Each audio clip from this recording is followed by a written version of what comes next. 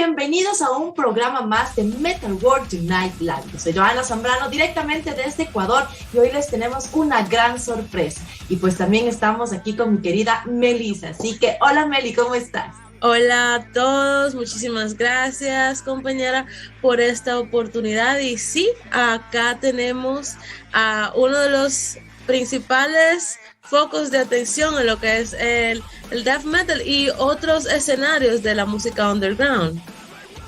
Bueno, pues sí, estamos muy contentos. Yo la verdad ya, con esta es mi segunda vez que le entrevisto y muy feliz de estar aquí con Michiel de PESTILENCE. Así que bienvenido Michiel y bueno, iniciamos con esta gran entrevista, mi querida Mel. Thank you. So we started, how are you by the way, because we never introduced that good. part. Welcome Oh, to... that's true, yeah. Thanks. Welcome, Michiel, to Metal World United Live. I would like you to introduce yourself for all our audience. Tell us a little bit about yourself. All right. So, well, first of all, thanks for having me. My name is Michiel. I play drums for the band Pestilence and also for the band Karach Angren. I've been playing drums for like over 35 years or something like that. And I have my own studio, I have my own school, and I'm all over the place playing in all kinds of different bands all over the years. But right now I'm in these two bands. So, yeah. Awesome. And the first question, it's exactly how your musical band started. My band, or you mean my own world? Like your influences, your band, like okay.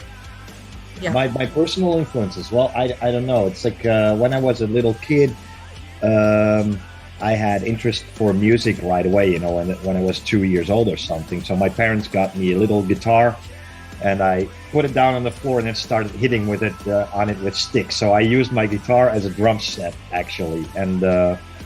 So I've been into drums, yeah, as far as I can remember, and you know I basically liked everything that was big and loud, and you know around when I was 10, I got into a little bit more louder music, more harder, so hard rock and stuff like that, and I discovered double bass playing, and you know I've always had a fascination for complex music, and you know the broadest way in the spectrum basically, so from very emotional stuff to very aggressive and everything that's in between.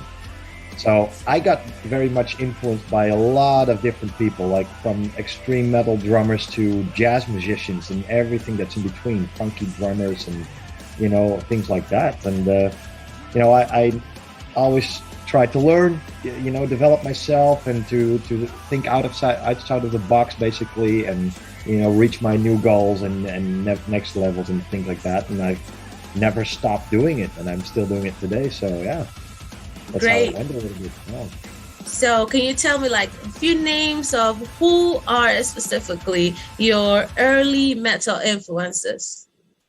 The early ones, you know, back in the day, Matt Sorum was a big influence. He played for Guns N' Roses back then, and this was like the early 90s, right? So it's like 30 years ago. so I was I was a big fan of him. And I saw him play the drum solo live always. He did a drum solo. I don't know if people know that, but he used double bass. But I thought he did that all with one foot. So I started practicing that with one foot.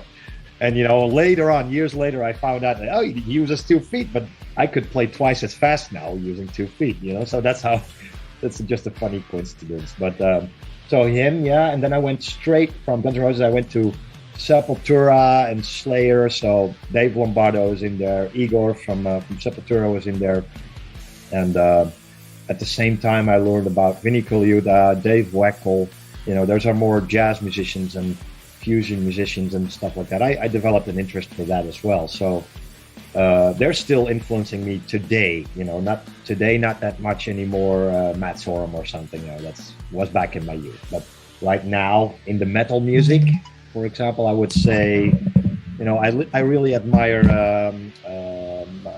Max Kolesnev from Crisium, because he's, you know, I think in the metal scene, mostly it's aggressive and angry music. You should play it like that as well. And nowadays there's a lot of drummers that are ridiculously fast, but there's no emotion in it. And what I like about Max, he hits really hard. You can feel the energy, and just like Dave Lombardo, for example. And I like things like that. Like put the emotion in the same way as it's supposed to sound, and that's how it works best. Also from a productive point of view. So yeah.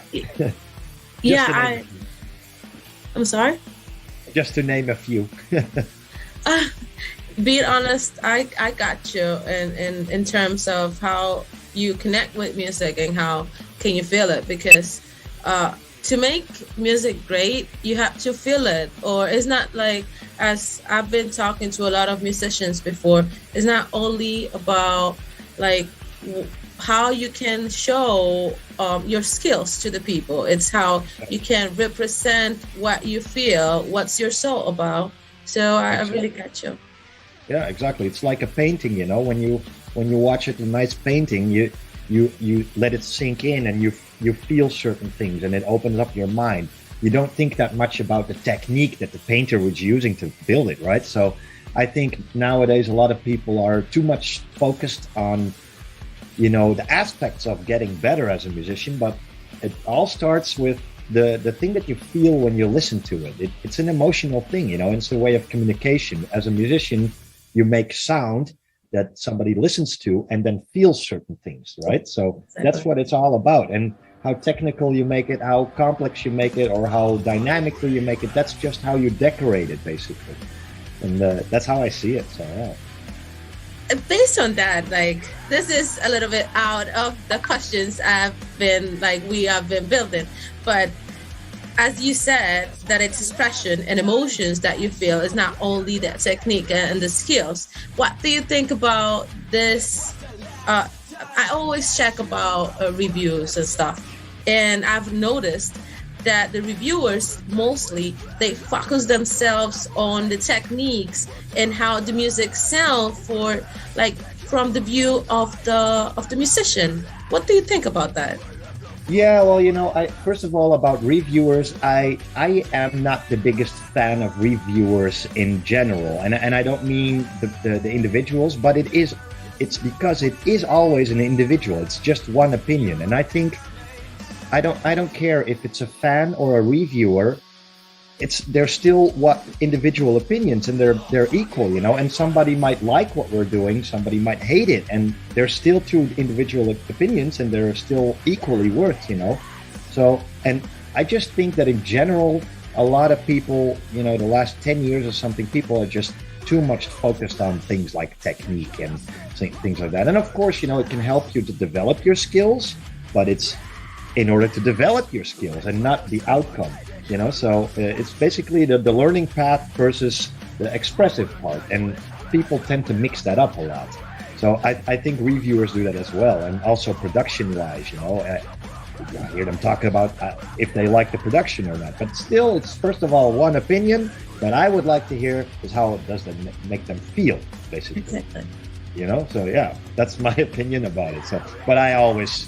I like to get nice reviews also, and when we get shitty reviews, I always read them because I want to have honest opinions. But if it's narrow-minded, I'm like, it's just, I think they should be more aware of that sometimes. I gotcha, definitely, and I agree. So moving around the metal scene, how and when you started getting more interest and into the underground, especially in the death metal movement. Well, yeah, that happened basically when I switched from, went a little bit more into the more extreme music like Slayer and Napalm Death and Sepultura, when I was 11 or 12. And I just had this this fascination for complex music and loud and aggressive stuff, and I just started practicing it basically. And I was this kid, sitting in my room at home with my drum set, never saw the outside world. I wasn't even aware of the local scene, basically. So at some point, when I was 16, I think, I changed schools and I got into a different class, and I had a classmate who played in a band, he said. I was like, that's impossible. You know, the bands, they are all in America or something. And he took me with him and I saw it and I was like, wow, so there's a whole local scene actually. It was the first time I experienced that. And that's when people found out about me too. So I rolled a little bit into it and I joined the band instantly. And that's the first time I played a blast beat was when I was already in a metal band. I never heard of that thing before, you know, so I just did it and I was apparently good at it. And I liked the whole thing, you know, the you know, doing the shows, but also making the songs with the guys. And I went from one thing to the other. And, you know, that's a long time ago, but looking back at it now, that's how it started. And I just moved my way up, you know, basically level wise, but also with the people that you work with, and got into bigger bands. And, you know, but always with the intention that I want to have personal fulfillment out of it. You know, I'm doing it for myself and I love doing what I do. And making a living out of this is very, very difficult, but I'm doing it. And I think you can only do it if you really love it, you know, and that goes for everybody. You know, sometimes interviewers also ask me, like, what would you advise to people that want to do the things that, for example, I do? I always say, never give up. As long as if you really want it, just continue doing it and you will get somewhere for sure. So, absolutely. That's a huge answer for a small question. I know. No, it's not. Like, no, okay. Don't worry. But one thing, like, and I wanted to ask you this, and this is it for another part of the segment of the interview also. But now that we're talking about it, how did all like move into, I know you had a previous job, like a regular job or something, and then you said like, fuck it, let me just go with the drums and live for this. How did it all like went through? How did that impact you in any aspect of your life? How did that? Of course. Yeah, that's the most difficult part, I think, because, you know, having a normal job, it brings stability, you know, and it's also required from the, you know, the whole world basically tells you have to have a normal job, you have to have stability in your life and all that stuff. But I think, you know, that's also a narrow-minded way of thinking. I think people should do whatever they feel like, and you can create your own stability. So, but basically what I did is, when I still had a normal job, I made agreements with my boss. So I said, look, I will work really hard and I will be here whenever you need me, but I want to be able to take unpaid leave if I have a tour or something like that. And that also always worked out pretty well, you know, and but I was basically building up my own company while I had a steady job. So it's really busy times. And at some point, I just told them, like, okay, I'm done, you know, and I'm going to go for what I like now. And, you know, but I did that at the point where I was stable enough to do that. Let's call it that. It wasn't stable at all. It was tricky still, and it takes a risk. But sometimes you need to take risks in life, you know, and I did it, and it worked out.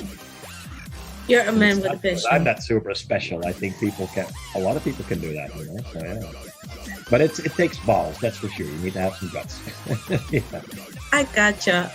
But as I said, you're a man with a vision, because it can be expressed in your eyes and your attitude. Like, you have a good attitude towards the things that happen into your life, and that's really awesome.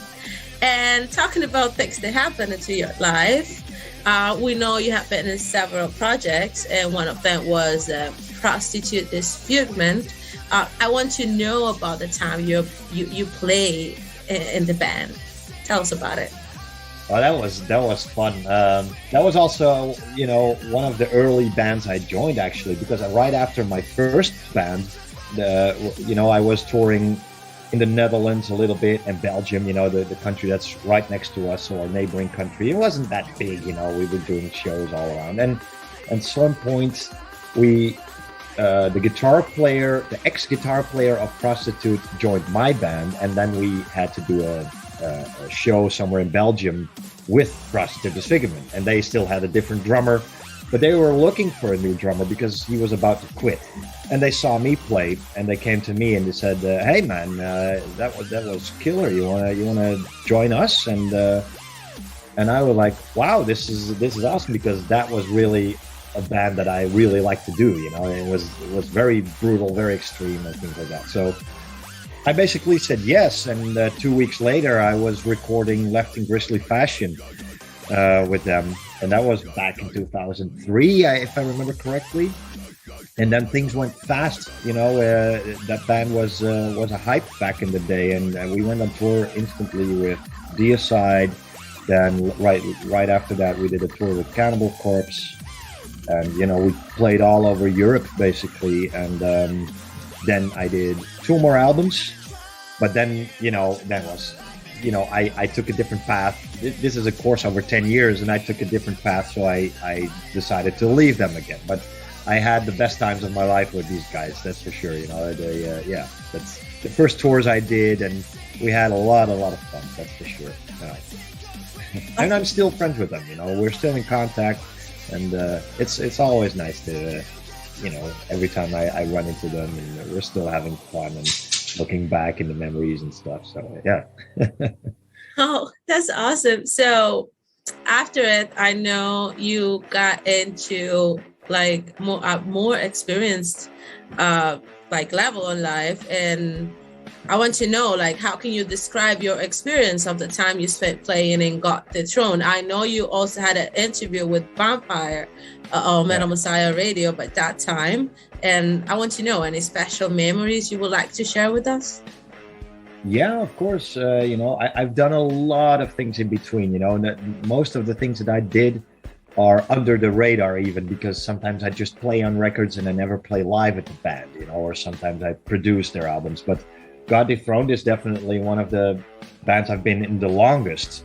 So I joined in 2009, and it's actually funny because we were, you know, my very first band, again, you know, it's a small word. My very first band was on Henry's label, and Henry is the singer of God Dethroned. So he used to have a record label back in the day, and that's how we met. So we were already a little bit in contact, like, hey, how you doing, and stuff like that. But at some point, yeah, years later, 2009, he needed a drummer, and he contacted me, and I joined the band, and we started touring North America, South America, Europe a lot, and yeah, we had a lot of good times back then, until at some point Henry was just burned up by it, and he lost interest in music, and he had no more fun, so we decided to quit. And then, you know, but I still remained friends with him. You know, we just came over and drank beer together, stuff like that. And 2 years later, he felt the urge again to make some music. But he didn't want to do all the work by himself, because that's ridiculous much, you know. So we basically decided to do it together. So I felt very grateful. He gave me basically half of the band, and we started running it together. And that was in 2015. So after that, we had a bunch of really good years. You know, we did a lot of cool stuff. But then some other things happened recently, you know, and I just, my level went up and up and up and up, and they went a different way, basically. And that caused frustration, that caused, you know, it caused disagreements and stuff like that. So, yeah, almost 2 years ago already, I decided to quit and to move on, you know, because I was looking for a band that has a little bit more heart and soul into it. You know, it should be about fun. You know, you have to love what you're doing, but it's not only drinking beer and playing metal. You know, it's also a way of living. I have to have my income out of this, and I want the musicianship at a certain level, and that, you know, we're just not on the same page anymore. So that's basically why I left. But I've been in the band for 11 years, and, you know, most of the memories are really awesome. So, yeah, we did a lot, and I learned a lot in those years, that's for sure. Yeah. I got you. Yeah. Oh, wow. I understand. And I think that's the difference in between, like, as we spoke, like, there are many metal musicians, even like locals, that they think that this is a rock star living, like, I don't know, some old school 80s bands that like this, thinking of Hairspray guys still, that it gets attached to metal even if you don't want it, and that's really awesome that you had a vision to overcome those patterns that have been sticking around and be yourself and do what you like and make money out of it. That's awesome. Exactly. And I always think, stay with 2 feet on the ground. I hate big egos. I hate the rock star attitude, and we're all people, and you hear a lot of bands say it, and it's actually a fact. Like, without the fans, you can't do it, and that's true. So I always hate it when somebody thinks that he or she is more or bigger than somebody else. We're all people, and we're all equal. And we have to get along all together, stuff like that, and learn from each other. I also see it in the musicians world. There's a lot of egos, or I am better than this guy, or that stuff. You've been there as well, and that's what I do with my students as well. I memorize the problems I had years ago that they're facing right now, and because I memorize it, I know how I fixed it, and that's what I help them with. So, and that's how I do it, and it's a contribution to society also. That's really good. But also when you make a living out of it, you have to do it, because if you're losing your head and you think you're bigger than you actually are, you're not going to make it. You're gonna fall really hard, and stay realistic. That's the goal, I guess. Yeah. Wow. So let's take a short break. We are going to let Johana introduce some part of you by the side of a video. So let's get Johana into camera. Johana. Bueno, yo la verdad muy feliz de seguir escuchando, como siempre es una entrevista espectacular con mi querido Michael, y vamos a continuación pues a presentar un video en donde justamente aparece Michael, que es Morbis Propagatione, que es el official drum playthrough, en donde pueden mirar pues cómo Michael está tocando la batería justamente con ese tema, así que no se lo pueden perder y sigan atentos de esta entrevista.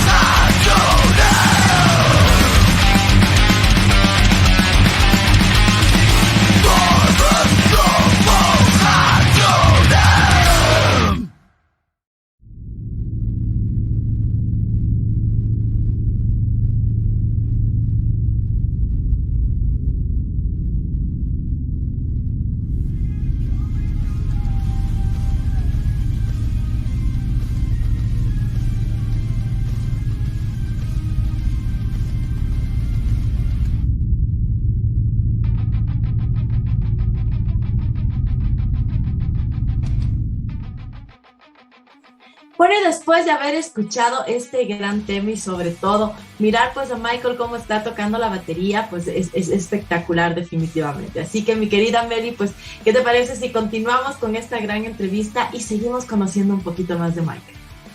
Claro que sí. Muchísimas gracias, Johana, por tu ayuda y la introducción a este grandísimo playlist que nosotros tenemos preparado también para que los chicos disfruten y puedan apreciar la naturaleza de lo que es Michiel.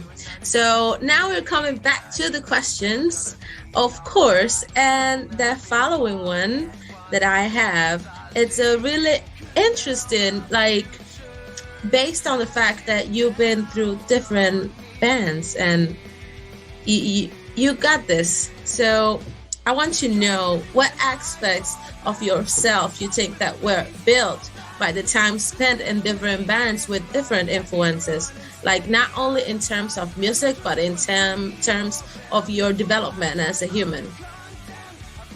Oh, that's a very interesting question. Well, you know, as a from young age on, I started realizing that it's, you know, I wanted to be a musician, and I was very aware of it's not about just being really good at something. You know, you can be a great guitar player, a great drummer, or whatever, but it's more than that. You know, you have to be able to, you have to have like a business profile. You need to, you know, how do the people find you? How do the bands find you? And how does it all work with labels? Songs, how do you build songs, rights, you know, all that stuff. Shows, how do bookers work? There's no handbook for it or something, you know, you can't just look it up and find it. You have to be smart. So I started thinking about it, but of course the social part is really big. So since I'm also doing a lot of session work, so sometimes bands call me up and they say like, hey, can you play in Spain next week? Here's 20 songs to learn. And I don't know these guys personally yet. So sometimes I walk on the stage and meet the band on the stage. It happened. And, you know, I'm very aware what they expect from me. And I'm also very clear about it. So basically when I do a filling job, because their drummer broke a leg, just to name something, I try to not show it off at all. I tried for the fans to make sure that it sounds the way that they are expecting from the band with the original drummer, you know. So I try to do that as good as I can. But of course, you know, the band themselves, they're usually a little bit nervous, like, oh, is this going to be okay? So I try to reassure them, like, hey, this is what I do. Sometimes I record a little video and they're like, oh, fine, it's going to be fine. And, you know, I take the stress away, basically. And then I just do it. But I also, you know, out of experience, since if you're doing it for a very long time, you find out what bands are usually, what the problems are, what they expect. And so I adapted a little bit to that. So I know the biggest issues. Same with the studio. You know, when I have a band coming up to record an album, I know that one of the biggest problems bands usually have is the time pressure, because it's expensive to record an album, right? So they know, oh, every minute, every mistake I make at some point, you know, if I have to play a song 10 times, it's going to cost me this much. And I have my own system in that. It's basically the coaching part. You know, I help them to figure out how to play something the best way, in the most enthusiastic way, you know, the emotional part again. But it also goes quicker, so it saves them money, actually. You know, and the result, and that's the, you know, if you put it all together, the result is a better album. And that's basically what I do with albums, with bands, you know, and all that stuff. So, yeah, it's fun. And, you know, I feel extremely lucky, actually. You know, of course, part of it is something I build up myself. But I feel lucky and grateful for the fact that often I get asked by bands. I didn't even contact them. They contact me. And I'm like, wow, holy shit. You know, they come to me to ask me to join their band. And I still feel honored about it, you know, and yeah, so it works both ways, but the social aspect is big in it. Wow. And, yeah. Awesome. So another question about all these bands you've been, and especially the ones you have been into recording process and this creative part, like, what's the album that makes you feel more proud about, like, of all your career so far? There's a couple of them. One in particular, I would say Descendants of Depravity from Prostitute Disfigurement. Why? Well, I think I was a big part of the writing process. You know, we really built that album as a band, not one guy sitting at home writing everything and then telling everybody what to do. We really wrote that thing as a band in the rehearsal room. Also, we recorded it that way. I recorded it without a click track, and the producer was like, "Oh, you can't do that," and then I'll show you. And he was like, "You can do this," and I was like, "Yeah."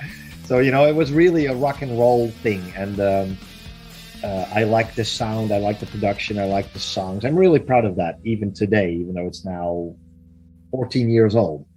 So that's one of the most impressive things that I've done, but also the Apophis stuff, I'm really, really proud of, because that was also purely out of our own interest, basically. We didn't care what anybody else thought. We just made the music that came to the surface if you put these 5 guys together. And, it was pure, it came from the deepest of our souls, basically. So that's something I'm really proud of.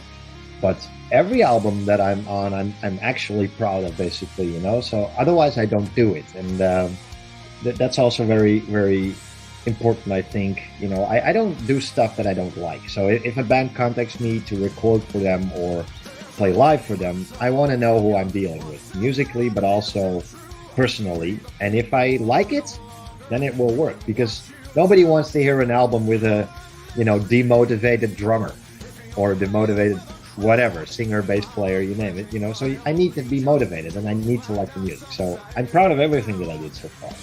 Otherwise I wouldn't do it. También que nosotros podamos apreciar, en este caso, la música de todos nuestros invitados. Y acuérdense que estamos en el portal de Metal World Unite como Metal World Unite Live, en donde ustedes nos van a poder escuchar, nos van a poder mirar y sobre todo van a poder, en este caso, apreciar a cada músico y a cada banda pues, que presentamos acá. Así que ahora, como les decimos, estamos con Michael acá directamente, pues desde Pestilence, esta gran bandísima. Y ahora pues vamos con el siguiente tema, que en realidad a mí me encanta justamente este tema, y es el tema Dei Ficus, exacto. Justamente este tema es espectacular y sobre todo el video se ve esa fuerza en cuanto a la batería. Así que disfrútenlo y no se pierdan más en Metal World Unite Live.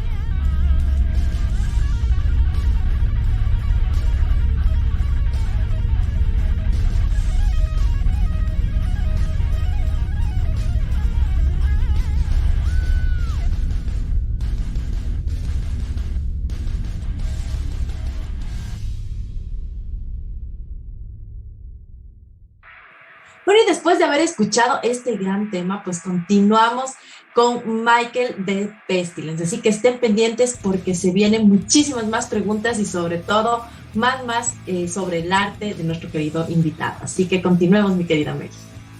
Muchísimas gracias. Así que, Michiel, now we're back again, Mike. So I don't know, because I like to tell you, Michiel, I can tell you Mike, I can tell you Michael. However, all good. So we are going to start talking more about your nowadays experiences. And for the matter, I would like to talk about your black metal project, Aran Angmar. Yes. Oh, that one, Aran Angmar, yeah. Yes, yeah. I was listening to it, by the way. I think you released your first full length in January of this year, correct? That's correct. Only I gotta tell you, I don't know the real big details about it because that's actually a session thing. I'm not really a part of the band. You know, I met them because they were about to record an album, and you know, this is part of my job, so maybe it's interesting to know. But they contacted me because they were looking for a drummer to record proper drums, you know. And what I do is I always talk to them very in depth about what or you want me to put my own creativity into it, or do you have everything written out perfectly, or do you want to mix between that? So I just started working with them, and I listened to the songs, and I really liked the songs, and I was like, I can put my stamp on this. I can really put my way of playing into this, and I think it fits really well. So we did that, and yeah, that was a really. It turned out really awesome. I'm really happy with the album, and there's more to come, you know. So, but that's actually how that went out. So, and yeah, I'm friends with him now, and yeah. So, but it's actually a session job, so I'm not really part of the band, basically. Okay, yeah, I was checking. Like, I know that it's like a project, but I didn't know how far it was. So that's why I was asking, and especially because it's black metal, indeed, yeah. Like itself. So I was like, no, I really need to think about this. So let's talk about Pestilence, and if you could please tell us, to the audience, a little bit about this band was born. I know you started to join the band in 2020, but I still need to know what you had to tell us about the history of this band. Well, you know, my contacts with Pestilence, you know, I know Patrick for quite a long time. I think I met him during my time in Prostitute, so really long time ago.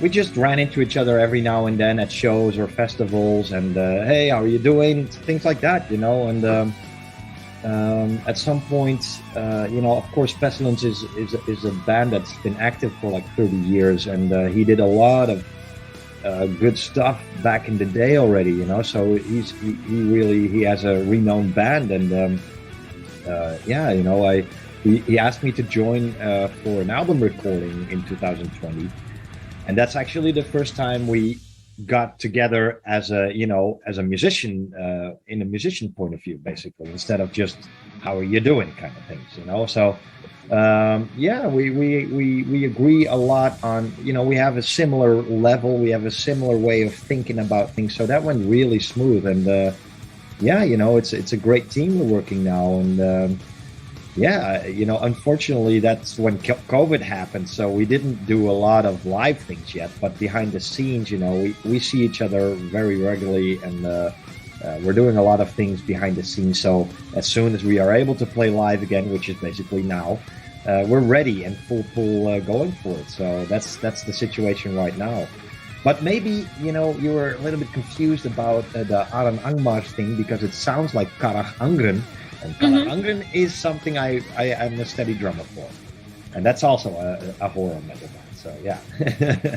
That's right. Yes, exactly. Oh, you froze a little bit.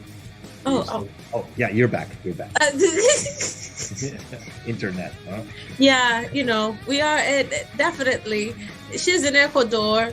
You're back in the Netherlands, that up there, and I'm here in the Caribbean. So good it's doing the internet today. Yeah. See, the internet brings some good things too.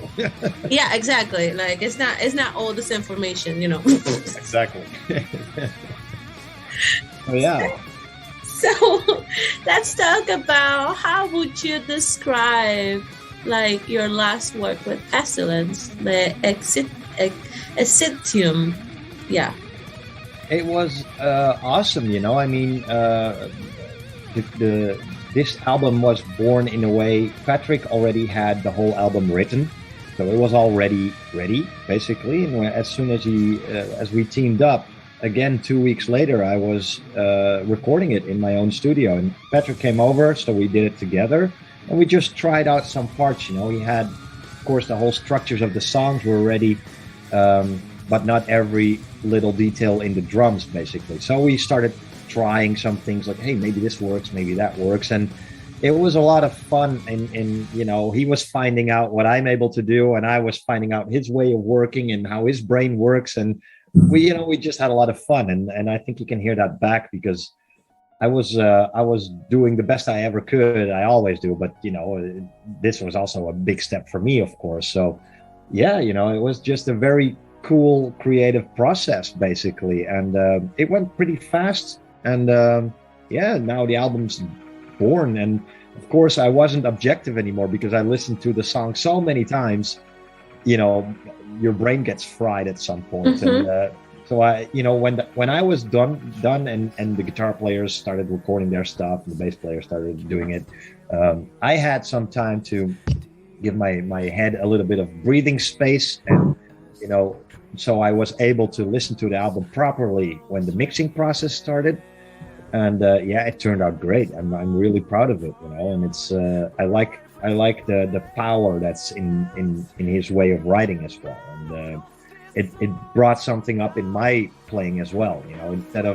Instead of filling every gap, I used, a lot of bands ask me to do that, like as many notes as you can possibly play. And with Pestilence, we also use the art of leaving things out, or focusing on the thing that counts the most, the beat. You want people to do this when exactly. And that's what we're focusing on, and it worked great out. I'm very proud of that, for sure. So yeah.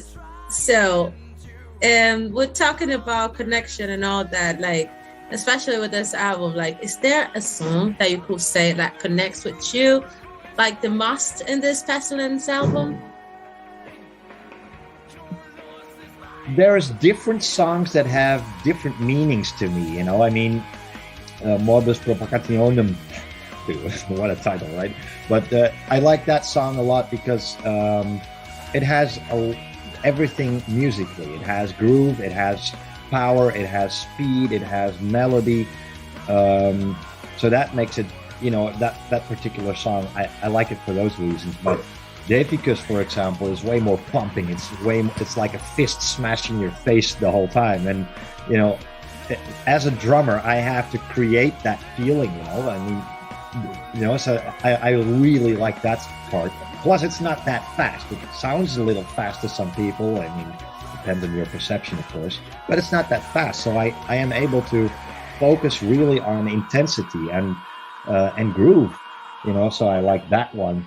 Motiverum is one, you know, it's a little bit more challenging, even though, again, that's the fun part about Pestilence. It's not that fast all, but it's definitely challenging to play. I know. Yeah, and you know, when we were talking about technique, also a lot of drummers, they think, you know, some people think it's not that interesting because it's not 300 BPM. But I'm like, yeah, try to play it, you know, and then they're like, whoa, this is interesting. I'm like, yeah, so never close your mind for that, you know, and it's pretty tricky to play, and it's very detailed. So I love that, you know, and like how I started, you know, I like the complexity of it, and I like the intensity part of it, and it all has that, and every song has it in its own way, basically. So yeah, but there's not really one particular song that I like more than the other. It's more different reasons, different songs, and I like them all. Yeah. Interesting. So talking about also songs and recording process, like how did this chaotic pandemic affects you guys? Like, and all this process from 2020 until now, as you said, like you didn't have the time to like do jigs and stuff, but how did all went through? Well, it was a very interesting time, of course, for everybody, you know, and for me personally, a lot of stuff happened in my personal life as well. But Pestilence-wise, what we did is, and what I always advise to everybody, you know, whenever something happens that takes away the possibility to play live or do the things that you would usually do, never sit on your ass and do nothing and wait. Just use the time to do something else, and that's what we did, you know. So we started working on videos, for example, you know, the video clips that we did.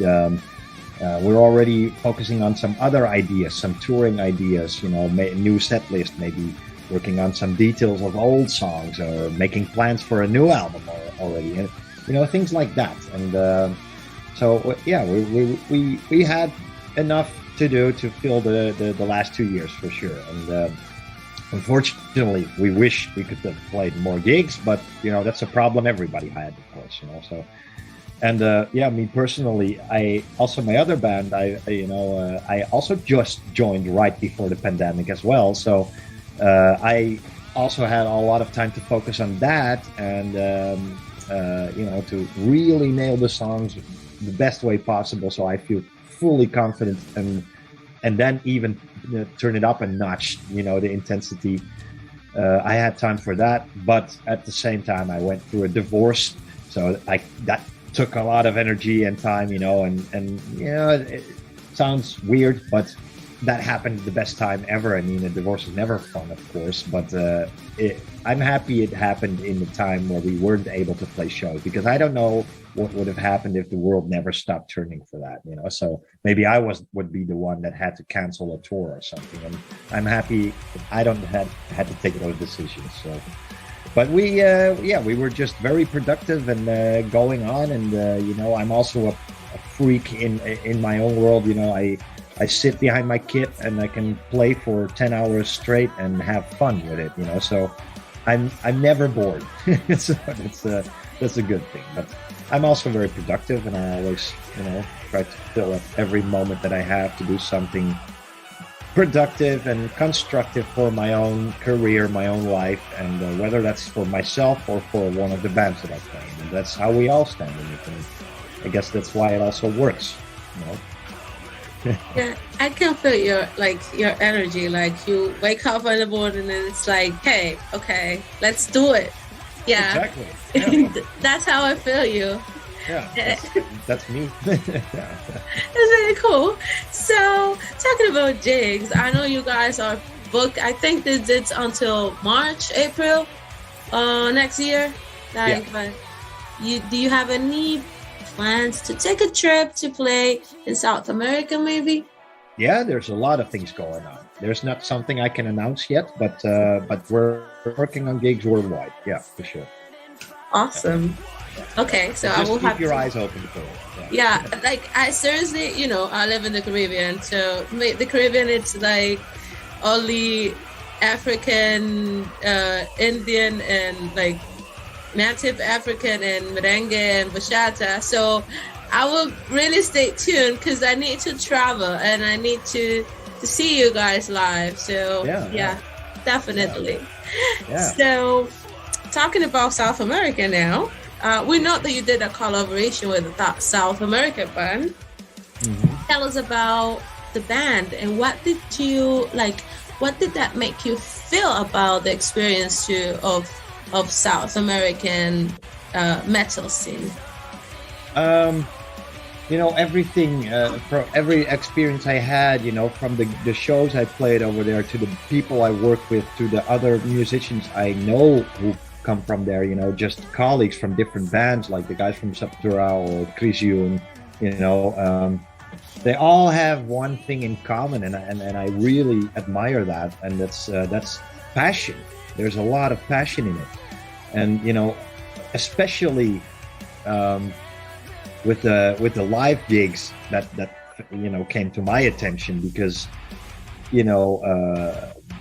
over here, for example, we have a lot of venues that are top notch, the best PA systems in the world, the best venues, and it's all really nice buildings, but it has no atmosphere, for example, or people, since and I don't want to talk bad about my own country, but this is a really small country, and all the tours that come through Europe, basically all the tours do 1 or 2 shows in this country too. So before COVID, all the fans had so many bands and so many concerts to choose from. You see that it gets normal to them. And in South America, what I found out is the fans and also from the bookers, the promoters, and everybody involved, they have a lot of passion, and they don't care if you make a mistake or if the backline is not the best in the world or the PA system is not, or the sound maybe not. They go completely berserk because they appreciate that you're there doing your stuff, and we feel that energy, and it makes us enjoy everything more and give it even more. So that collaboration, that's something very special, and I see it all over the place, whether I work from a distance or as a studio musician with people, or playing shows, or I see it in the people that I know, just that I meet in festivals wherever in the world. So yeah, it's always nice. But it's the passion, and I love that drive, so it's I know like guys over here, like especially Central America, South America, down there, like Chile, Argentina, Ecuador, like they really have a team, like I think Colombia, and they go for it. And I'm really happy about, especially like the bands that are coming up to date now, like they are doing a great job. And I know this is expanding so far and so good. Yeah. So talking about future, because we have a great conversation here today, what plans do you guys as Pestilence have for this couple of years next? Well, of course, we wanna tour the world, and we're working hard on shows all over the place. But in the meantime, we're also working already on new songs and new things. There's nothing there yet, but there's ideas, and the motivation is there, and that's already very big. The energy level is high, and it's a really good thing. So we're in a very productive state, and so what it exactly is going to be, I can't really tell you yet, because unfortunately with the touring situation so far, it's getting better right now, but we don't know yet what all the governments, all the individual countries do, what they decide, and how difficult it's going to be, how easy it's going to be. But we're not taking, we're doing everything that we can do to be able to make it happen. And if it's not going to happen, it's not our fault anymore. That's basically what we're doing, because we love it as much as the fans do. We want to play everywhere, and we want to do gigs everywhere, and because it's just as much as a passion for us as it is for the fans, so we're working on that basically. And if everything goes according to plan, we'll tour the whole world, and there will be a new album in I don't know, maybe a year, 2 years. Can't really say that yet, but I also don't know how it's going to sound like, all that stuff. No idea. but we're working on it. So yeah. Great. So one last thing. I know you talk about that people always ask you about what will you tell to young people, but what will you tell to this young generation of drummers that were born here around like Latin America about how to keep the good work and move forward towards the goal?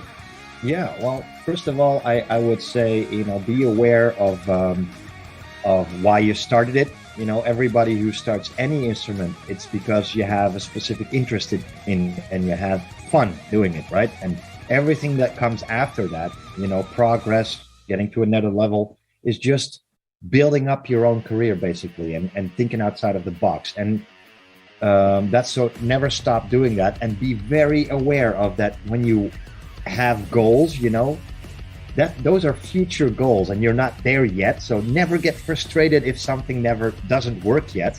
It's actually the fun process of trying to get there. And as soon as you're there, you already have a new goal. And that's, in that way, you always learn, and it never gets boring, never gets frustrating. And at the same time, I would say get inspired by as many things as you can be, and never downgrade somebody else who's less than you, because we've all been we've all been a beginner at some point. And when I see somebody struggle with something, I like to help that person, and I never laugh at somebody. And I know it happens a lot. If you look on YouTube right now, people are, pissing over each other all over. And I think that's very sad. And it's a narrow-minded way of thinking, because, we've all been there. So get inspiration and think outside the box. Don't stick to too many rules, just do what feels good. And if it doesn't feel good yet, don't give up. Keep on doing it. And at some point you will make your strength out of a weak point. And that's how you get further and further. And it makes you a better musician and a more creative person, I think. Wow. And just keep on doing it, don't give up. Keep on doing it. No matter if something is difficult, like having a job and wanting to switch from having a normal job to being a full-time musician, it's difficult, but it shows how much you care and how much you want to do it. And it's the drive that you need and will have that brought you there in the first place that will also save your ass from failing. So, yeah. And you just stay on the floor with 2 feet. I can go on forever like this. I know. No, it's okay. I don't mind. Like we can stay here forever. I don't mind. It's really awesome to have you here sharing your experiences and the way you do it, because it's not just talking. It's about what you. It's the same how you transmit yourself with words that how you do it with music, and that's basically also what we want to know about you. It's not only about your career or you were there and you were now here, but it's who you are and the insides and how you canalize it into music.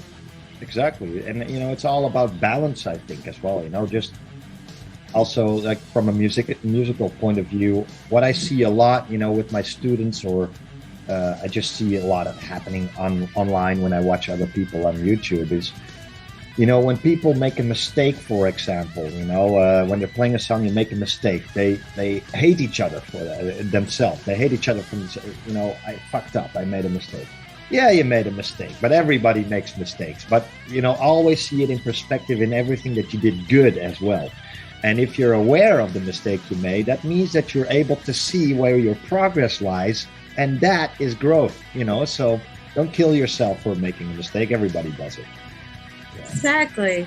And especially like, we can lay down for a while and then we can go and we lay down and think. But the point is like after it, what are you going to do? And that's exactly how I see like your life in terms of your personal experiences. You said like, okay, I cannot be here anymore. This happens, but you know how to step up to the next level, and that's really important. It is. So, Mike, thanks a lot one more time for giving us the chance of this interview. And I don't know if you would like to say anything else regards to anybody. You're free.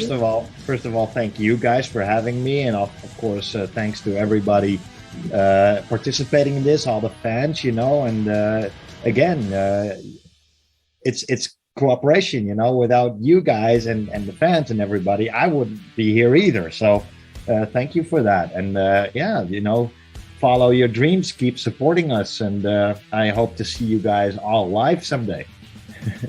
Absolutely, I'm up to it. So, Johana.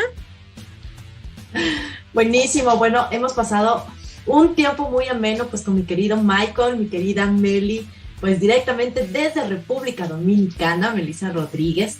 Muy contenta pues de haber estado con ustedes, mi querido Michael, gracias como siempre. Acá pues en Ecuador te queremos también muchísimo. Y bueno, ¿qué les parece si es que ya cerramos esta gran entrevista? No se olviden que nos pueden ver por el portal de Metal World Unite, aquí su programa Metal World Unite Live. Ahora desde Ecuador, ya saben, yo soy Johana Zambrano y también Melissa desde República Dominicana. Así que vamos a cerrar esta gran entrevista con el tema Sempiternus de Pestilence. Así que no se muevan, espérenos el próximo programa y larga vida al rock.